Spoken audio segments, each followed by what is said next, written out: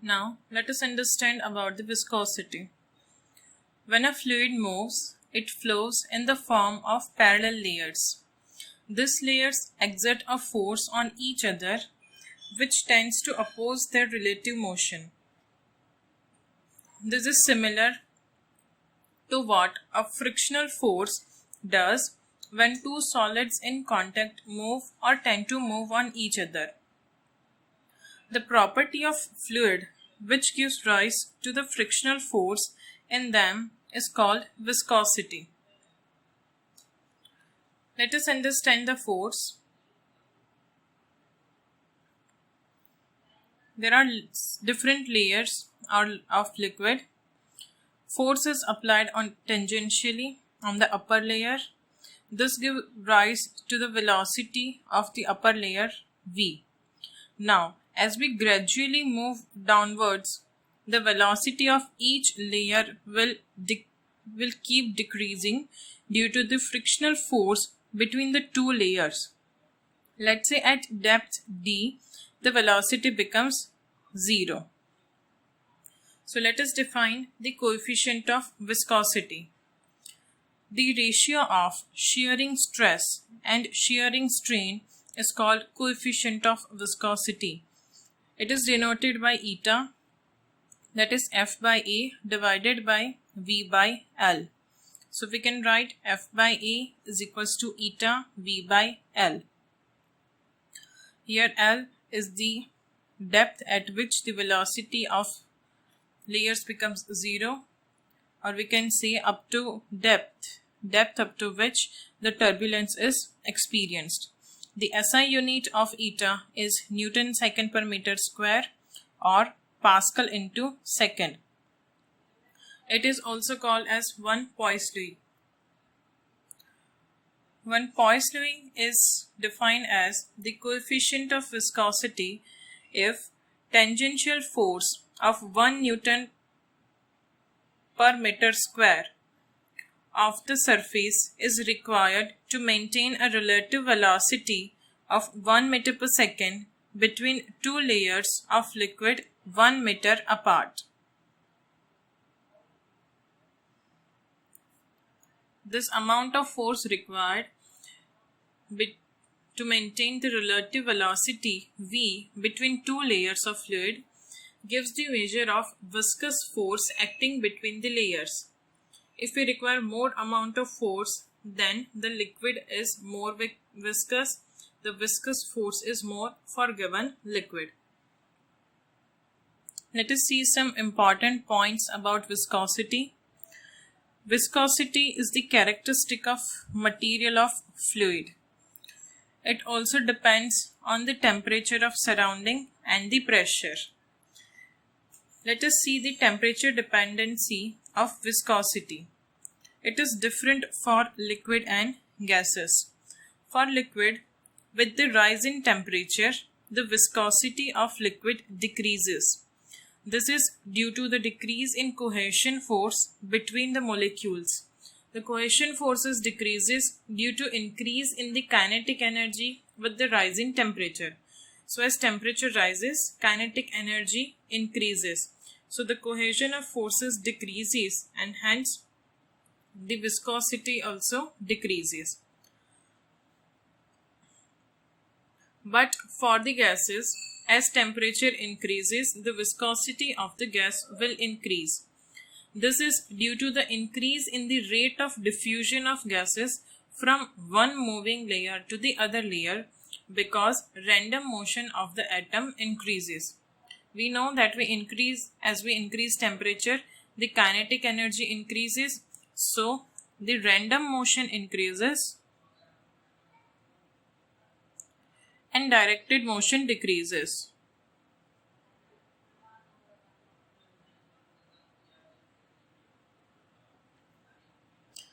So for liquid, as temperature increases, viscosity decreases, and for gases, as temperature increases, viscosity will also increase.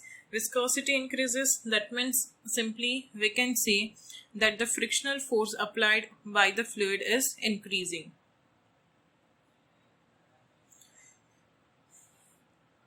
The reason for machine parts gets jammed in winter because the viscosity of oil increases due to fall in temperature. A viscous fluid tends to cling to a solid in a contact with it. That is why dust particles cling to a fan blade even when it is rotating rapidly, because it is having some grease on it. Let us see the Poiseuille's equation. It gives the fluid flow rate across the capillary having radius capital R and length L. The pressure at this point is P1 and pressure at this point is P2. Due to the pressure difference, there will be a flow of fluid. We can consider it as a riffle of our gel pen. The mass flow rate is given by pi delta P is the pressure difference, into R power 4 divided by 8 eta L.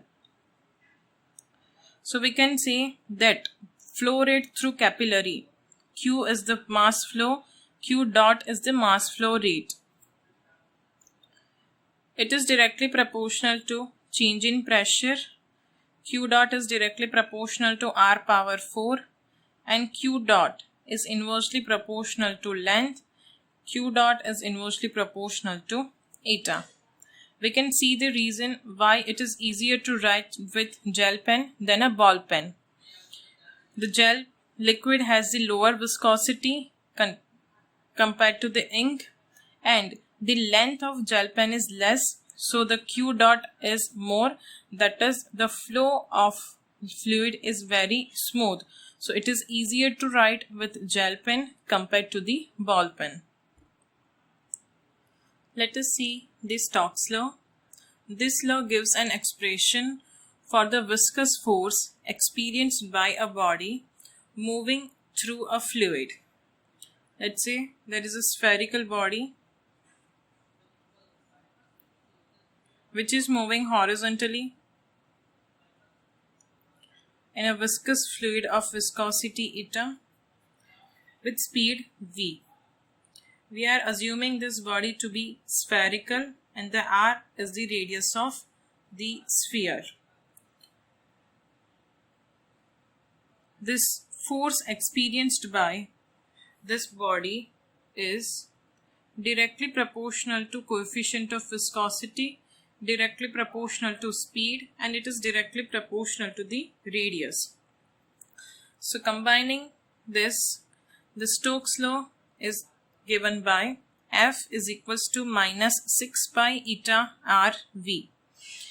Eta is the coefficient of viscosity, r is the radius, and v is the velocity. Here the negative sign shows that the force is in the opposite direction of velocity. This expression shows that as the velocity of sphere increases, the retarding force offered by it also increases, but in the opposite direction. Let us take example of a small iron ball falling through oil.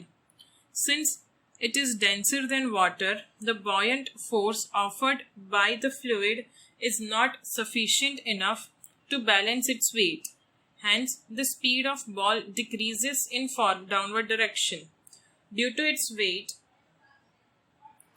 as the speed increases, the viscous force also increases, and the fluid increases to Stokes law.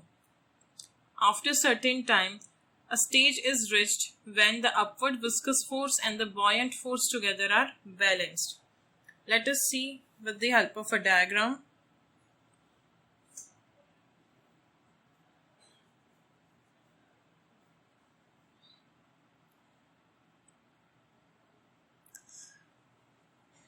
We have thrown an object in a fluid.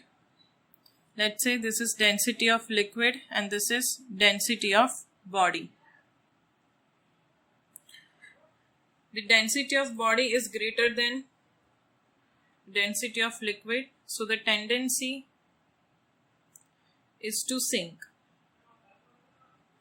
So it will continue to move in downward direction, but as it moves in downward direction due to gravitational force, the speed increases due to gravitational force, but as the speed increases, the retarding force, that is the fluid drag, also increases.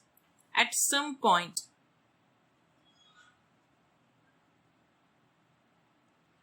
the downward direction force mg is constant, but the upward direction force, that is fluid friction, is increasing. At some point, these two forces will be equal.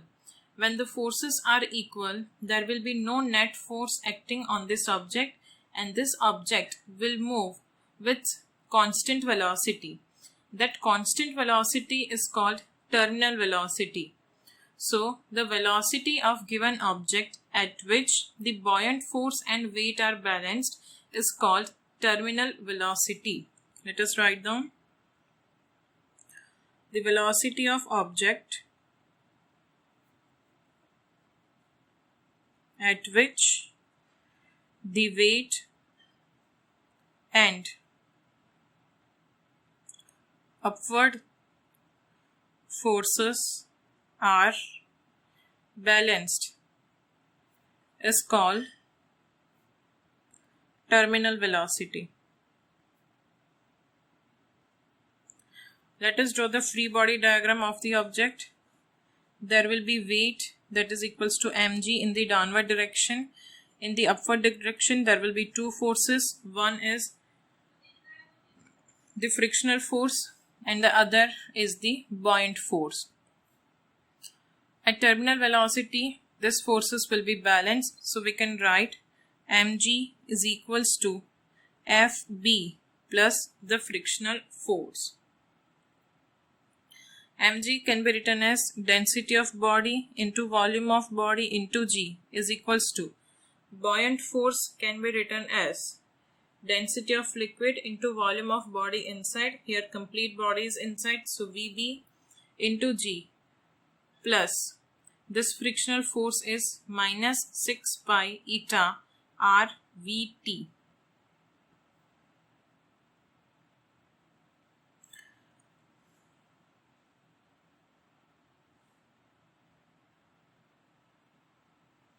But we don't need to write this negative sign here because we are already considering it to be acting upward in the opposite direction of velocity. So 6 pi eta r Vt is equals to density of body minus density of liquid into Vb into g. We want to find the terminal velocity. The terminal velocity will be density of body minus density of liquid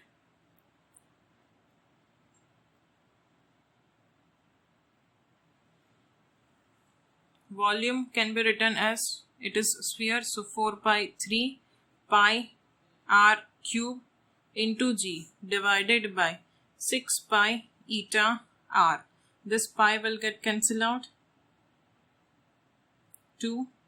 So we will get density of body minus density of liquid into 2 by 9, this r square g upon eta. So this will be the terminal velocity. Let us rewrite the formula. Vt is equals to 2 by 9 r square upon eta into g, density of body minus density of liquid. So the body will continue to move with this constant velocity. Let us see the coalescence of liquid drops. A small drop of radius small r, let us say it is raindrop, is falling vertically downward with velocity Vt.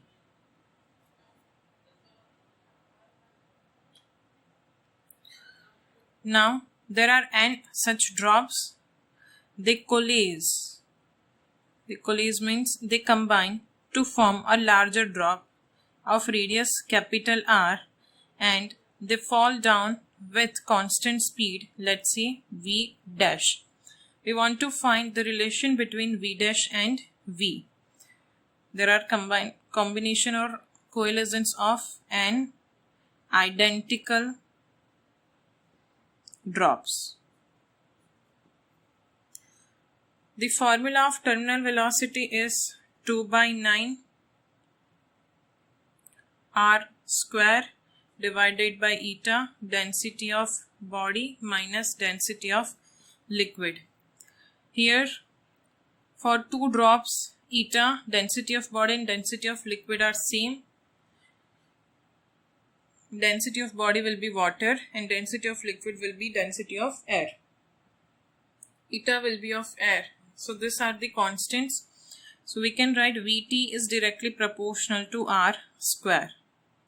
Now we will use the concept of conservation of, we can say, volume.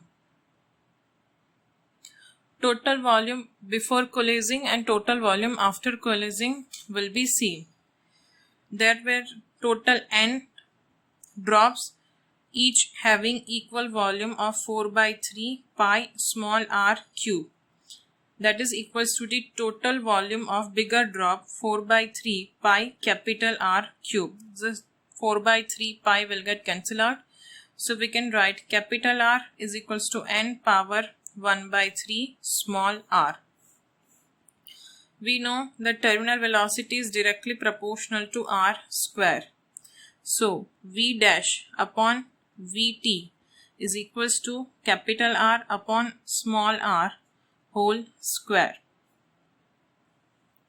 But capital R can be written as n power 1 by 3 small r divided by r whole square.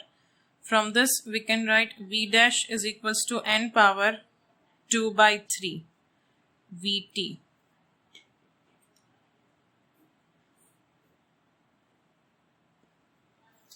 You can remember this formula. This will be very handy to solve this coalescence type problems.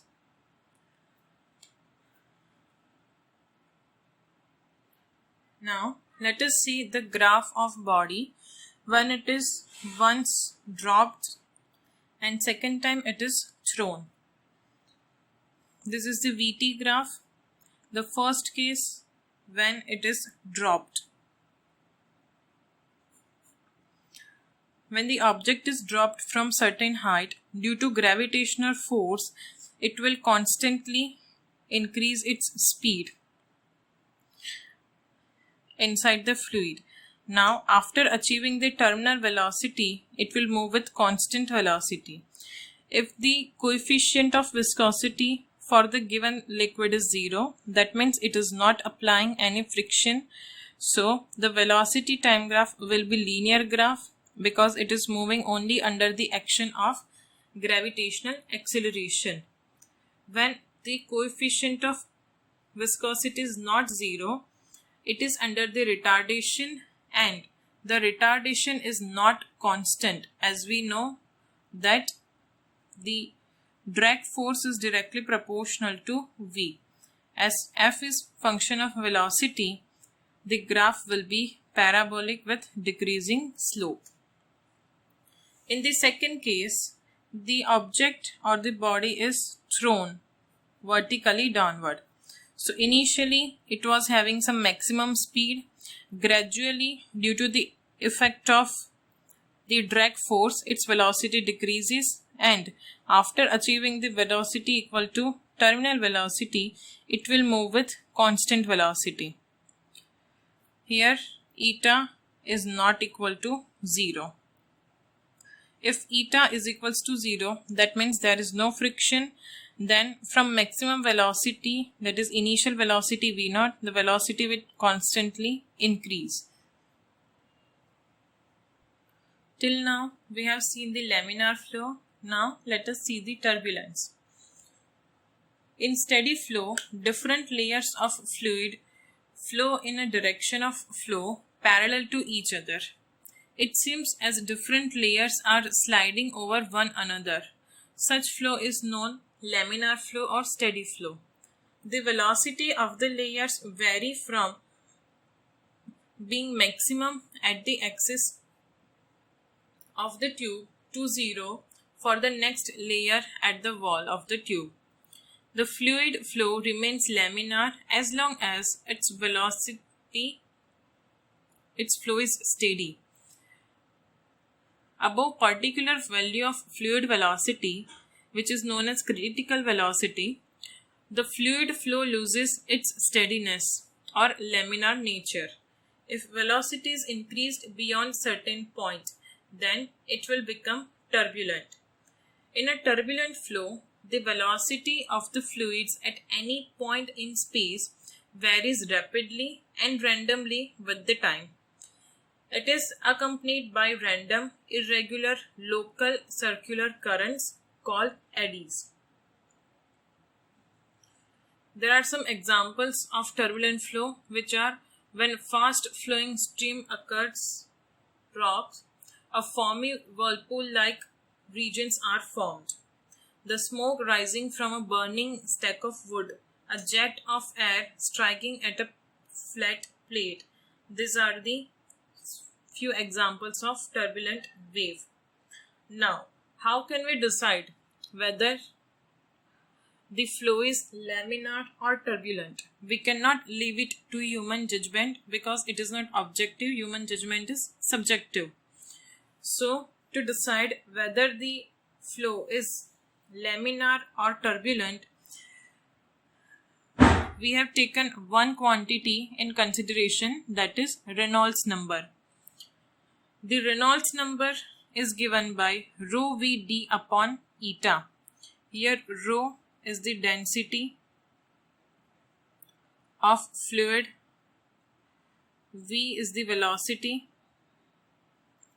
of fluid, d is the diameter of pipe, and eta is the viscosity. We can clearly see that Reynolds number is directly proportional to diameter of pipe and inversely proportional to the viscosity. If Reynolds number is less than 1000, then the flow is laminar. If Reynolds number is greater than 2000, then it is turbulent. If it is between 1000 to 2000, then it is in variance. It is changing from either laminar to turbulent or from turbulent to laminar. We can clearly see that for higher value of Nr, the flow becomes turbulent. That means if diameter of pipe is more, then the Reynolds number will be more and the flow will become turbulent. Now, we can find the critical velocity from the given Reynolds number. If we put the value of Reynolds number as 1000, then we will get the value of critical velocity for the flow to convert from laminar to turbulent. So Vc will be equal to eta nRC. nRC is the critical Reynolds number divided by rho into d. Now let us see some example based on this. In this example, two square metal plates, each of size 10 cm, are immersed in water. One plate moves parallel to the other with relative velocity 5 cm per second. If the viscous force is 150 dyne, what is the distance of separation? Given eta for water is 0.001 Poiseuille. Here the area of each plate will be equal to 100 centimeter square, that will be equal to 0.01 meter square. Viscous force is 150 dyne, that is 150 into 10 power 2.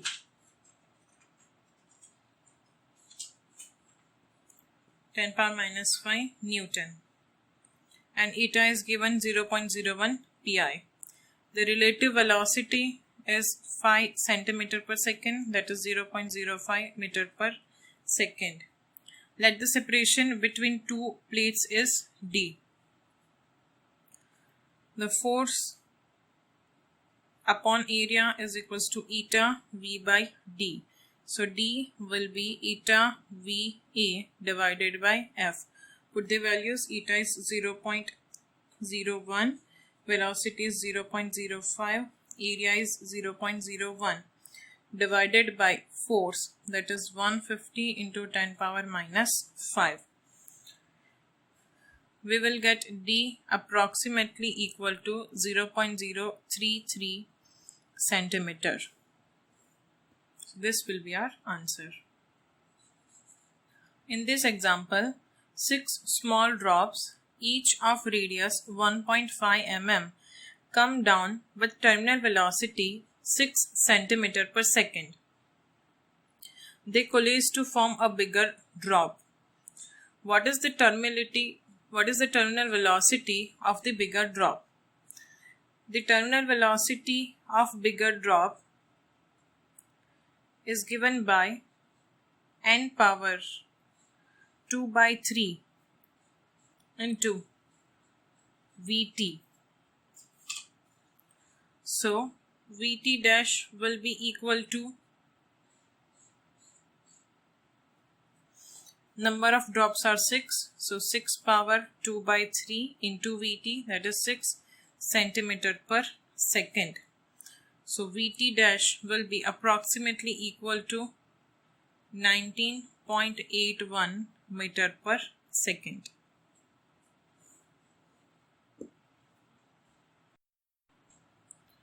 A water is flowing in a pipe of radius 1.5 centimeter with an average velocity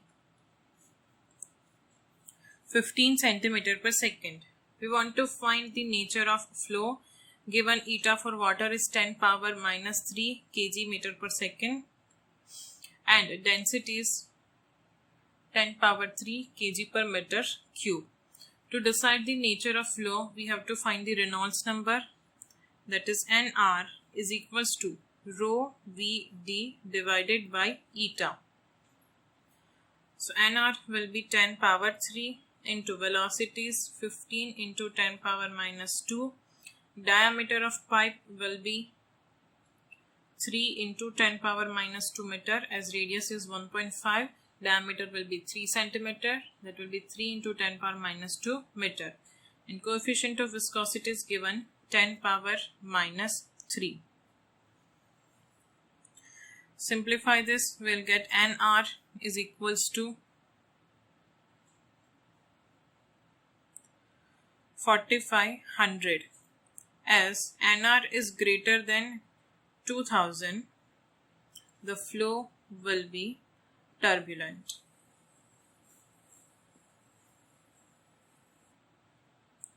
In this example, water flows in a streamlined manner through a capillary tube of radius A. The pressure difference being P and the rate of flow is Q. If the radius is reduced to A by 4 and the pressure is increased to 4P, then what will be the rate of flow? The rate of flow Q dot is directly proportional to pressure difference and it is directly proportional to radius power 4. So we can write Q2 by Q1 is equals to P2 R2 by 4 divided by P1 R1 power 4. So Q2 by Q will be equal to pressure becomes 4P, radius becomes A by 4 whole power 4 divided by P into A power 4. This P will get cancelled out, this A power 4 will get cancelled out. So Q2 by Q will be equal to 4 divided by 4 power 4, that is 16 into 16. So Q2 will be equal to Q divided by 64. So this will be our answer. In this example, a flat plate of area 0.1 meter square is placed on a flat surface and it is separated from it by a film of oil 10 power minus 5 meter thick, whose coefficient of viscosity is 1.5 Newton second per meter square. The force required to cause the plate to slide on the surface at constant speed of 1 mm per second is. Let us write down the given data. The area of plate is 0.1 meter square. The thickness of oil is 10 power minus 5 meter. The coefficient of viscosity of oil is 1.5 Newton second meter per meter square. We want to find the force required to move the plate with constant speed of 1 millimeter per second. That will be 10 power minus 3 meter per second.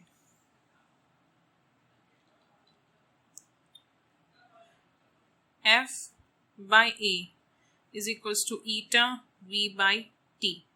We want to find the force, so force will be eta AV divided by T. Given eta for oil is 1.5, 15 into 10 power minus 1. Area is 0.1 meter square, so 10 power minus 1 meter square. The velocity is 1 millimeter per second, that will be 10 power minus 3 meter per second. And the thickness is 10 power minus 5. This F will be 15 into 10 power minus 5 divided by 10 power minus 5. So force will be 15 Newton.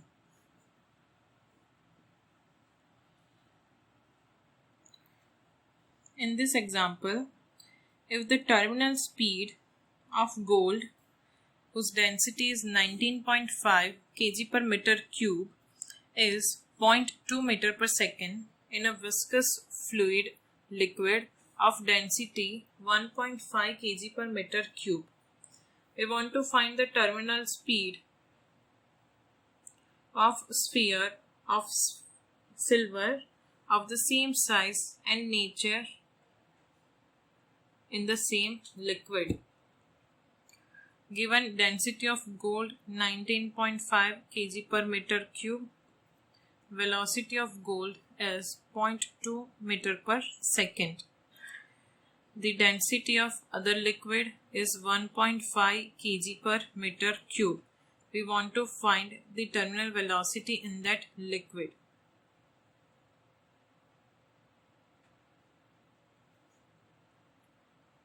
Yes. Given the density of other liquid is 10.5 kg per meter cube.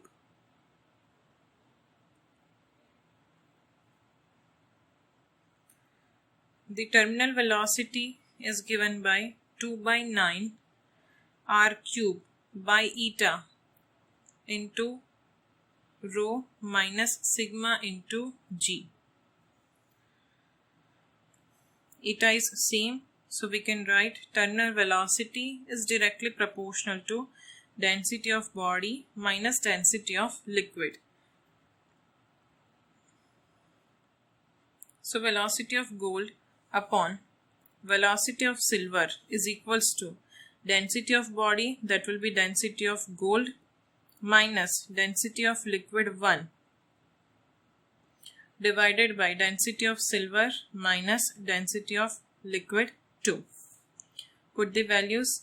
Vg divided by Vs is equals to 19.5 minus 1.5 divided by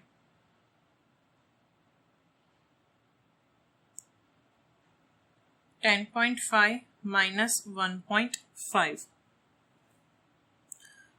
So this will be 18 divided by 9. So this will be 2. So Vg by Vs is equals to 2. Velocity of silver sphere will be equal to Vg by 2. given the velocity of gold 0.2, the velocity of silver sphere will be 0.2 by 2, that will be equal to 0.1 meter per second. In this example, two water pipes P and Q having diameter 2 into 10 power minus 2 meter and 4 into 10 power minus 2 meter respectively are joined in series with the main supply line of water. We want to find the velocity of water flowing in pipe P. The rate of flow will be same through both the pipes. So we can write Q1 dot is equals to Q2 dot. So V1 by T is equals to V2 by T. This T will get cancelled out.